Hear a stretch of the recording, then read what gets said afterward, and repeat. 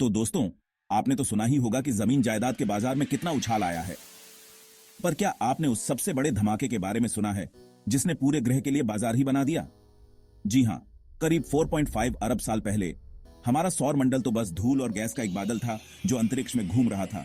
जरा सोचिए, और फिर कुछ अद्भुत हुआ। पास का एक तारा फट गया और उसकी शॉकवेव ने उस धूल और गैस में से कुछ को एक साथ धकेल दिया। अब इसे ऐसे समझिए, ये सारे पदार्थ एक दूसरे से टकराने लगे, आपस में चिपकने लगे और धीरे धीरे बड़े बड़े ढेले बनने लगे। बिल्कुल सही, हमारा ग्रह ब्रह्मांड के बिस्तर के नीचे धूल के गोले की तरह शुरू हुआ था। जैसे जैसे ये ढेले बड़े होते गए, उनका गुरुत्वाकर्षण भी बढ़ता गया और वो अपने अंदर ज्यादा से ज्यादा पदार्थ खींचने लगे। ये प्रक्रिया कुछ कुछ वैसी थी जैसे आपने देखा होगा कि बर्फ के गोले पहाड़ से नीचे लुढ़कते हुए कैसे बड़े होते जाते हैं। वही तो धरती बनने की कहानी है।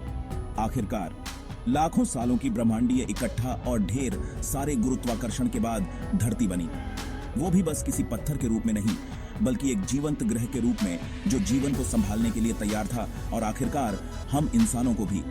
तो अगली बार जब आप रात के आसमान को देखें तो याद रखें, धरती की कहानी एक धमाके और ढेर सारे इकट्ठा होने के साथ शुरू हुई।